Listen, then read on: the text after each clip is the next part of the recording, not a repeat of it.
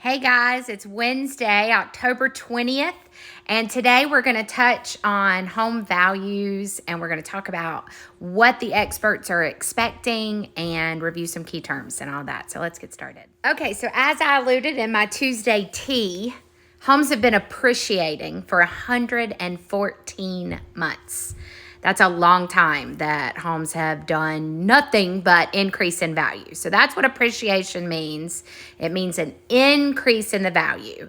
So at a 14% year over year increase in value, you buy a $100,000 house, you do nothing else to it other than own it for a year, it'll be worth $114,000 at the end of that year. With depreciation or a decrease in value, that same $100,000 house with a decrease of 14% in value would be worth $86,000. Got it?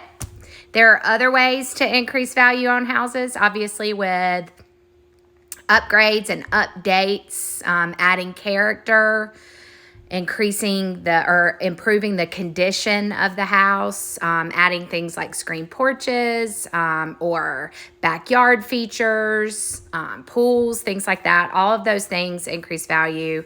And again, those are all, there's not like, oh, if I add a $60,000 pool, it adds $30,000 in value. It doesn't work that way. You have to look at the neighborhood and the surrounding area and or the comparables, which you've heard me talk about before, to know what, if anything, an improvement to your home is going to do to its value.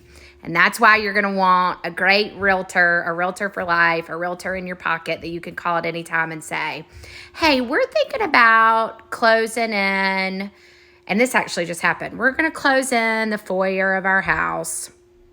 We're not going to be able to call it a bedroom because the egress in the bedroom is not big enough to be a true egress. It's a small window.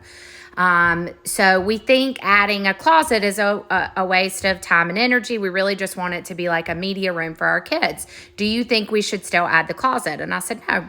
If you're not going to get any personal enjoyment out of it, you can never call it a bedroom because of the requirements in order to call a room a bedroom.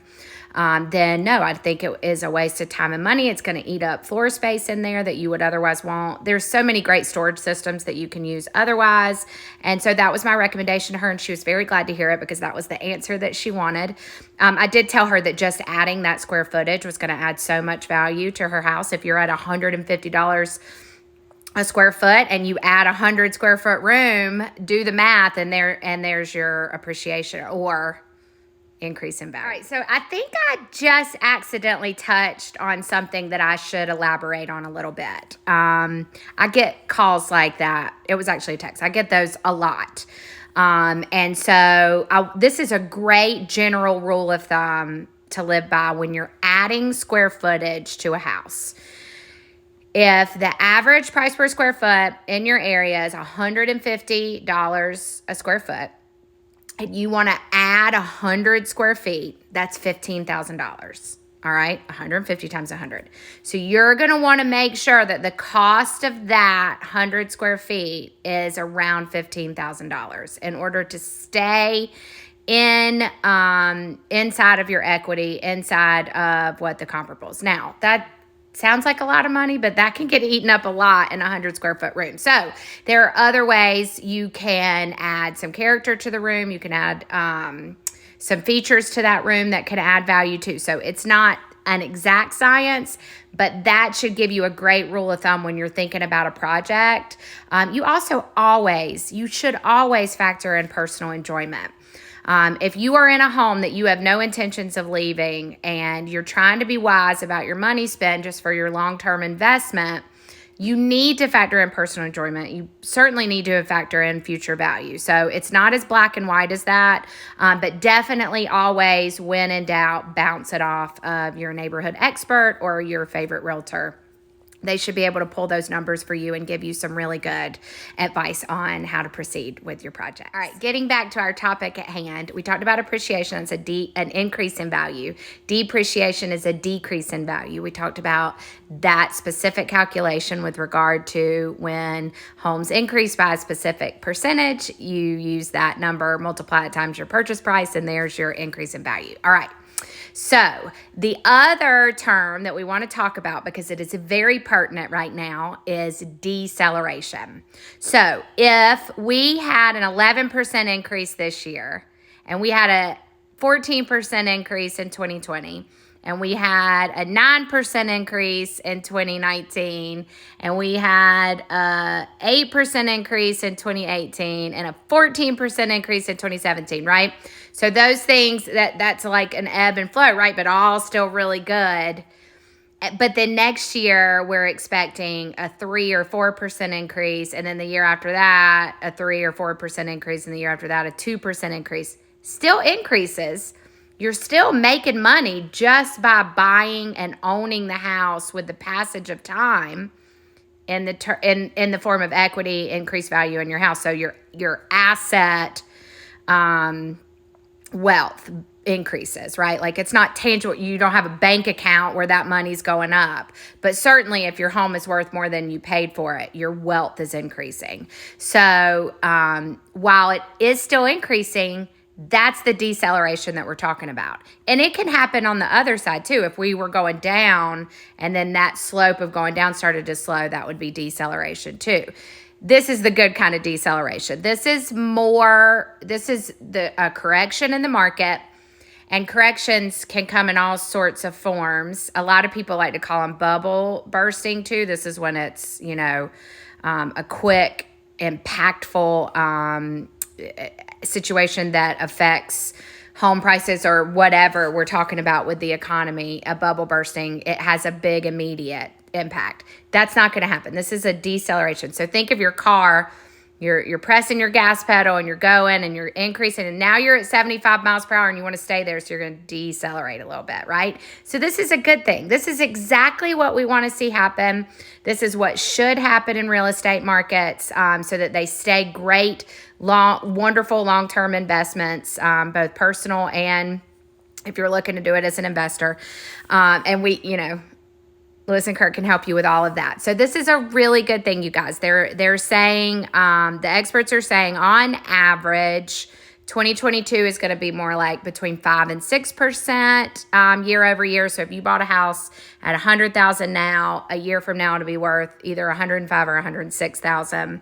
And then the years following, we're looking at like 3.8. 3.6, 3.7, and I'd have to look back at the schematic and I will share it with you in stories. But the point of what I'm trying to say is this is a really good thing. Still an increase, still positive, but slowing down so that it's not quite so scary, right? Like roller coasters are fun, but they're also scary, and at some point it's time to get off. All right, so if you're a buyer in this market, you may be jumping up and clicking your heels and thinking, finally, now's the time I'm going to get a great price on a house. Not so fast. Prices are, like I said, they're going to hold. They're still going to keep going up, just not at such a quick pace. But what it does mean is that maybe the demand is going to lessen a little bit. Certainly any relief with regard to that would be excellent for buyers, so that maybe you don't have to compete so much with price and can win a house, because that's really the goal. Home ownership is ultimately the goal. It is a wise decision. There are some, obviously, there's exceptions to every rule, but everybody should own a house if they can and are willing to. We should be able to make that happen for you. So as a buyer, that's what you should know. Still, you should buy a house. It is still a great investment, but don't expect to be able to get a deal. So if you're an investor, you're thinking, why would I invest? I had a listing appointment yesterday, and the lady said, why are people wanting to invest in property? Prices are so it escalated right now just because of demand. And I told her, I said, every house I list, I get 3 or 4 investor offers on. And it's just because ultimately Charlotte real estate is a really good investment. They see it going nowhere but up. I personally believe that it has been undervalued for a long time. So it's a really good long-term investment. Let's say you buy a house for $100,000. You decide to hold it and rent it for the next 10 years.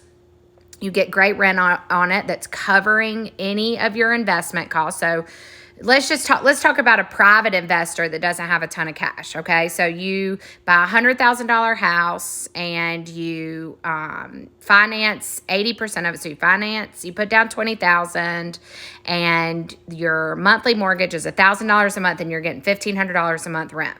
That's a positive cash flow of $500 a month. Okay, so you own it for 10 years at $500 a month. I can't do the math. That's 60. I think it's 60,000. Is that right? 6,000 a year times 10. I think that's $60,000 that you've made positive income. Plus, over 10 years, let's say the house has gone up in value. Let's just say 10% for ease of numbers. So now a $100,000 house is worth $110,000, and you've paid down the mortgage for 10 years using their money, okay? So you've got $10,000 income increase, you've got $10,000 appreciation increase, $60,000 income increase. So now we're at $170,000. And paying that monthly mortgage, you paid principal and interest. You paid the principal down. This is just quick numbers. Let's say it's $60,000 based on whatever your interest rate was. So now you've got another $20,000 gain. So that's $90,000. Somebody else has paid that off the whole time. You sell it for $110,000. You've really made $90,000 on that deal. Does that make sense? If not, give me a call. We could talk about it more in depth. I got to wrap this thing up. I'm running out of time.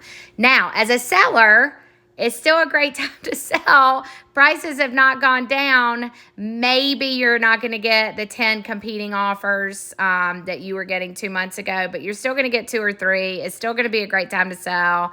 Little bit easier time to buy. So those of you that were anxious about selling because of the lack of inventory on the other side, I think we're going to start to see that balance out a little bit, hopefully.